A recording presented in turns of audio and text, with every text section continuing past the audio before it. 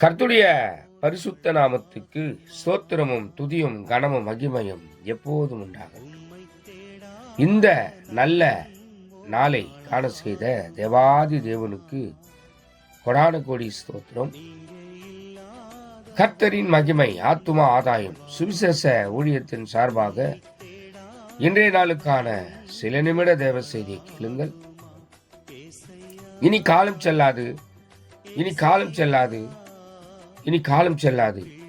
என் ஆண்டவராய் இயேசு கிறிஸ்து வரப்போகிறார். எப்போதும் ஆயத்தமாருங்கள், ஆயத்தமாருங்கள். அநேகரை ஆயத்தப்படுத்தி ஆண்டவர் பக்கமாய் திருப்புங்கள். பக்கத்துணையாய் பக்கபலனாய் உங்க பக்கத்திலேயே இருந்து எல்லா நல்ல காரியங்களையும் செய்து முடிக்கிற நல்லவர் உங்களுடனே கூடவே இருப்பார். விசேஷமாக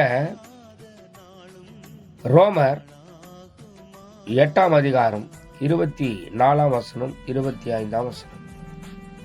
காணப்படுகிறது நம்புகிறது நம்பிக்கை அல்ல, தான் காண்கிறதை நம்ப வேண்டுவதென்ன?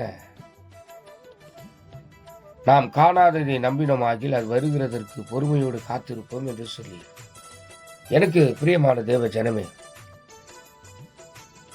காணப்படுகிறதை நம்புகிறதை பார்க்கிலும் இல்லாததை இருக்கிறதை போல் அழைக்கிற என் ஆண்டவராகிய இயேசு கிறிஸ்துவை நீங்க விசுவாசிக்க கூடுமானால் எல்லா காரியம் உடனே முடியும் என்று நினைக்காதீர்கள். பொறுமையோடு காத்திருங்கள். கர்த்தர் எல்லா காரியத்தையும் கைகூடி வர பண்ணுவார். God bless you. God bless you.